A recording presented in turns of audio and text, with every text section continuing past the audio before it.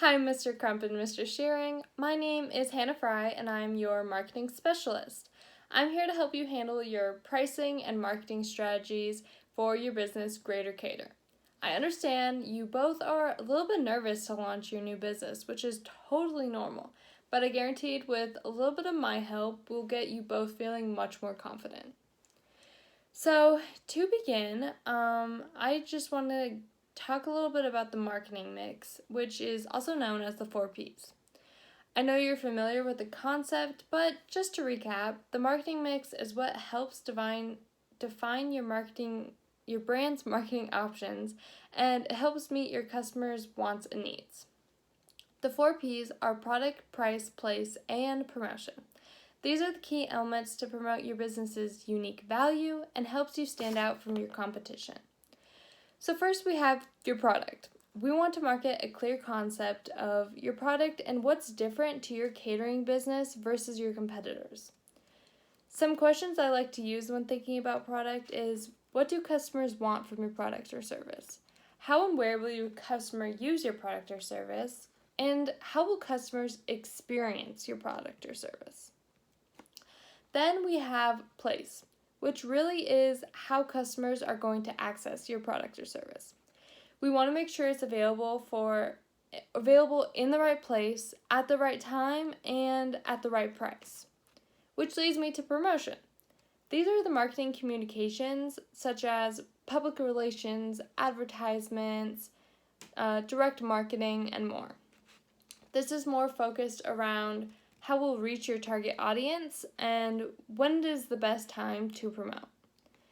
Then lastly, we have price, which is what we are going to focus on the most right now. Now, I know you mentioned that one of you thinks you should charge your customers 10% more than your competitors, and the other thinks that you'll make more profit with a lower price. However, I want us to look at this with a little bit of a different approach. So I want to introduce to you cost plus pricing. This is one of the most common pricing strategies in the food industry, and there's a reason why. It's effective.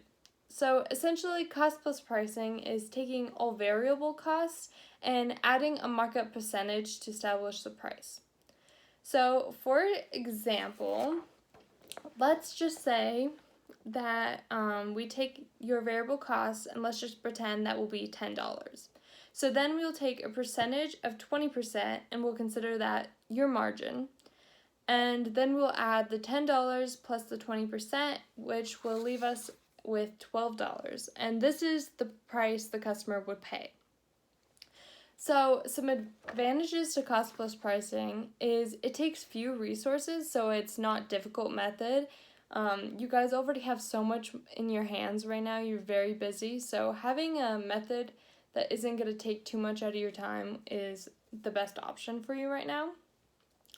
It provides full coverage of cost and consistent rate of return. So now, along with using cost plus pricing, I also want to incorporate competitive pricing. Once we get the final price from cost plus, then we'll look at your competitors to see where our price lands compared to theirs. This will help us determine if our price is too high or too low. Then from there, we can make any adjustments for the best success of your business. So since we have nailed down an effective pricing strategy, I want to move forward and discuss some promotion techniques that we can utilize to communicate your pricing strategy.